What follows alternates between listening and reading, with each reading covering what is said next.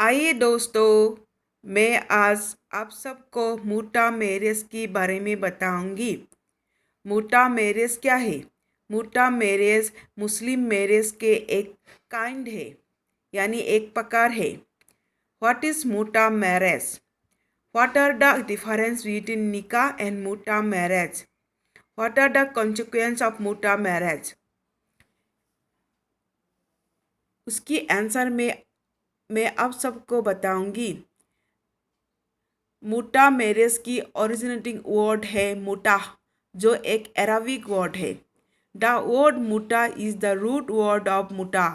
मुटा is an Arabic word which means enjoyment. Muta marriage means a temporary marriage whose purpose is enjoyment. यानी मुटा marriage एक temporary marriage है जिसका उद्देश्य है उपभोग करना, यानी एंजॉय करना। मुटा मैरिज टेम्पोररी है, मतलब ये परमानेंट नहीं है। Muta marriage is defined as a marriage fixed on a written agreement for a fix period for fix amount and for a fix purpose. मुटा मैरिज को ऐसे डिफाइन किया जाता है कि मुटा मैरिज एक फिक्स अमाउंट के लिए, एक फिक्स पर्पस के लिए और एक फिक्स समय के लिए एक एग्रीमेंट है। Nature of muta marriage.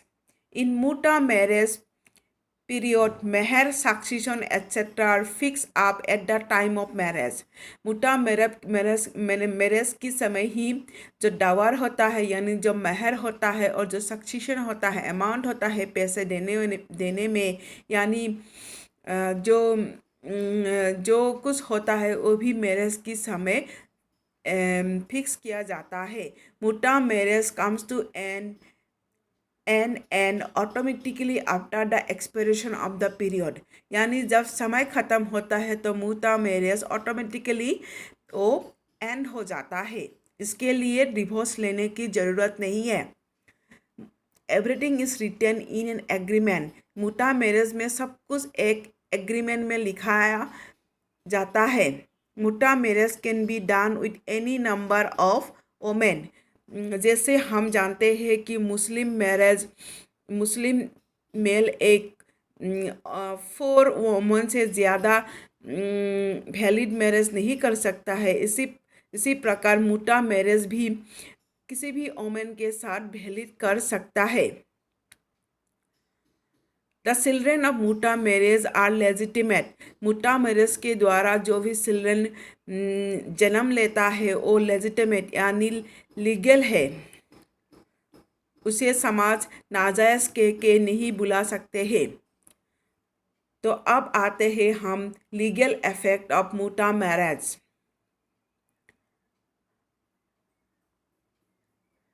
After muta marriage the party will be called muta wife and muta husband.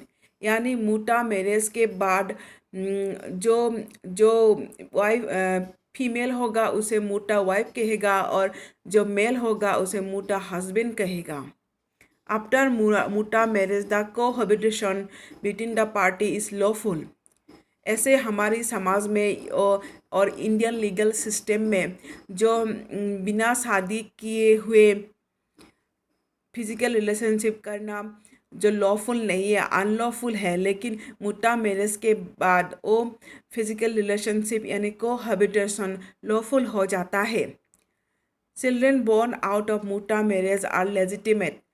यानी मैंने पहले भी बोला आप सबको जे मुटा मैरिज के द्वारा जो भी बच्चा जन्म लेता है वो लेजिटिमेट है, यानी वैध संतान है, जायज़ संतान है। The children born out of muta marriage have the right to inherit the property of both mother and father. और जो चिल्ड्रन जन्म लेता है मुटा मैरिज के द्वारा वो उस बच्चों को अधिकार है, उन बच्चों का अधिकार है अपनी माता और पिता दोनों का प्रॉपर्टी का हिस्सा लेने में। The muta wife and muta husband have not any mutual rights of inheritance. लेकिन मुटा मैरिज में मुटा वाइफ और मुटा हस्बैंड में दोनों भी किसी की भी संपत्ति का अधिकार लेने के लिए कोई भी लीगल